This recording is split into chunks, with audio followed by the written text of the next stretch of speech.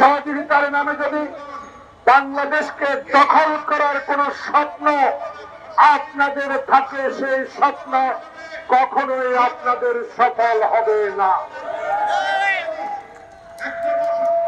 আমি বুঝতে পারি না, আসামে যদি আগরতলায়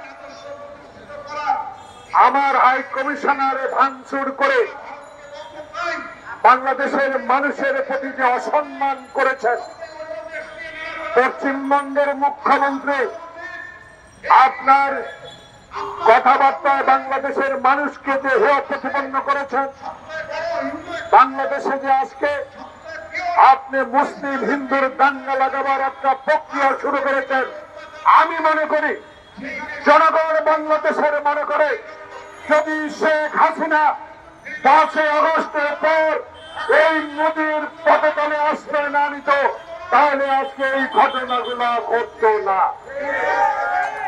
এই ঘটনার মূল শক্তি হলো শেখ হাসিনা বাংলাদেশে এই সরকারকে অস্থিতিশীল করার জন্য, বাংলাদেশের গণতন্ত্র ব্যবস্থাকে শেখ হাসিনা যেভাবে ধ্বংস করে দিয়েছিল, আবার যখন ছাত্র জনতার আন্দোলনে, রক্তে দেওয়ার আন্দোলনে যখন বাংলাদেশে এমন একটি সরকার প্রতিষ্ঠিত হয়েছে, সেই সরকার একটি নির্বাচন নিয়ে বাংলাদেশের জনগণের প্রত্যাশা পূরণ করবে, তখনই সেই মুহূর্তে আজকে বাংলাদেশে এক চিন্ময়ের নামে যে বাংলাদেশের স্বাধীনতা বিশ্বাস করে না, যে বাংলাদেশে হিন্দু মুসলিম দাঙ্গা সৃষ্টির খলনায়ক, তার পক্ষ অবলম্বন করে বাংলাদেশের মানুষের প্রতি আপনি যেইভাবে আচরণ করছেন স্বাধীন দেশ হিসেবে, সেটা আপনার করা উচিত ছিল না।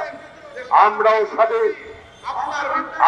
স্বাধীনতা অর্জন করেছি, আমাদের স্বাধীনতা রক্ষার জন্য আমরা জীবন দিতে প্রস্তুত, কিন্তু আপনি যদি আমাদের স্বাধীনতা নিয়ে, আমাদের ভূখণ্ড নিয়ে, আমাদের অধিকার নিয়ে, আমাদের গণতন্ত্র নিয়ে, আমাদের সংবিধান নিয়ে যদি কথা বলেন, বাংলাদেশের 18 কোটি মানুষ একজন সৈনিক এর প্রতিবাদ করার প্রমাণ আপনারা পেয়েছেন।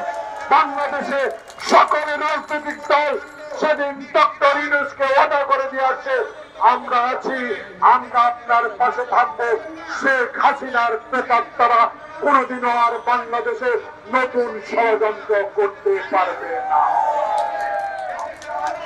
বন্ধুরা, তাই সরকারকে অস্থিতিশীল করার জন্য আবারও ষড়যন্ত্র শুরু হয়েছে, তার ইঙ্গিত বহন করে আগরতলায় আমাদের ডিপ্টি হাই কমিশনকে আক্রমণ করা। তাই আজকে আমরা বলতে চাই, আমাদের ইউনিটি, আমাদের ঐক্য কোনদিনও আর ভাঙতে পারবেন না শেখ হাসিনা এবং ভারত।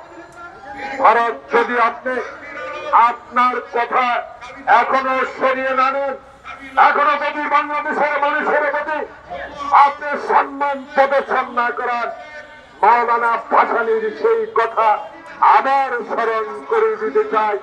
18 কোটি মানুষ প্রস্তুত আছে লং মার্চ করে আপনার বিরুদ্ধে আবার আমরা প্রতিরোধ করে তুলব।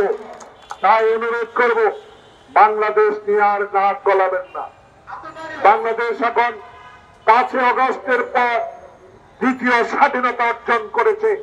এই স্বাধীনতা কোনদিনও আর ইনশাআল্লাহ বুকে সাহস দিয়ে বলতে পারি, বাংলাদেশের এই খোকন মুক্তের রক্তের অর্জিত স্বাধীনতা, বাংলাদেশের শেখ হাসিনা, তুমি যদি আরো 100 বার জন্মগ্রহণ করে আসো, বাংলাদেশে আর এই ষড়যন্ত্র করতে দেওয়া হবে না।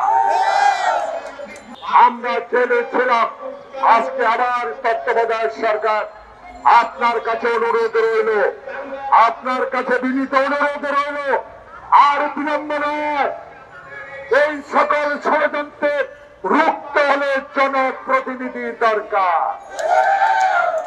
এই সকল চিন্ময় তন্ময়কে বাংলাদেশের ষড়যন্ত্র থেকে বিরত রাখতে হলে অবিলম্বে জাতীয় সংসদ নির্বাচনের রোড ম্যাপ দিতে হবে।